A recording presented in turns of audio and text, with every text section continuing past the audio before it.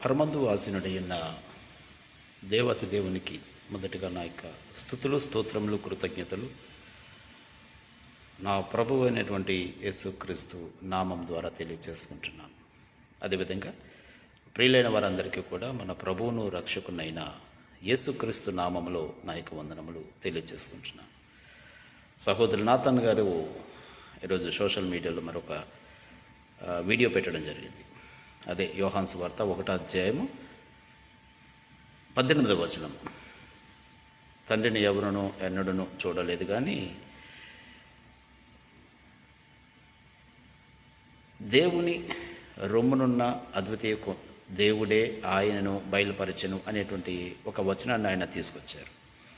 ఇక్కడ అద్వితీయ దేవుడు అనేటువంటి మాట ఆయన కల్పించి యేసుక్రీస్తును అద్వితీయ దేవుడు అంటే దేవునిలో నుండి వచ్చినటువంటి వాడు అనేటువంటి మాటను ఆయన చెప్పడం జరిగింది. గ్రీకులో అట్లాగే ఉందంట. మరి సహోదరులు గ్రీక్ చూసారో లేదో తెలియదు, కానీ దానికి సంబంధించినటువంటి సెంటెన్స్ నేను మీ పక్కన చూపిస్తాను.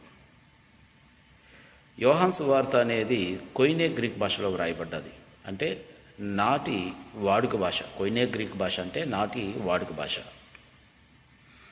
ఆ కొయినే గ్రీక్ భాషలో ఏం వ్రాయబడ్డది అని అంటే ఓన్లీ బిగోటెన్ సన్ అని ఉంటుంది.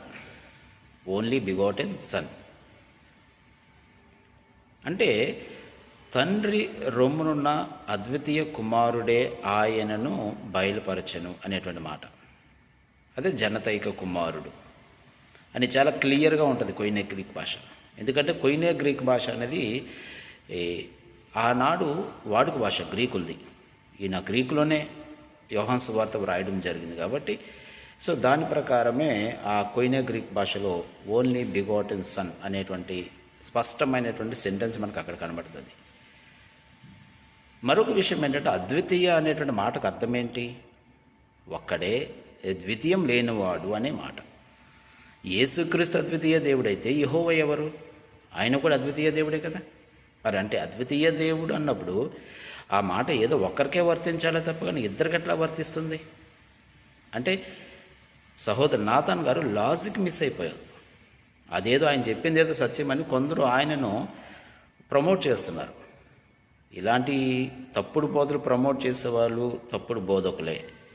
కాబట్టి యోహాను సువార్త 1:18లో వాస్తవానికి ఓన్లీ బిగోటెన్ సన్, జనతైక కుమారుడు, అద్వితీయ జనతైక కుమారుడు అని అర్థం. కాబట్టి అబద్ధానికి చేరువు కాకుండా సత్యాన్ని చేపట్టి ముందుకు వెళ్ళాలని ఆశిస్తున్నాను. అందరికీ కూడా నా యొక్క వందనములు.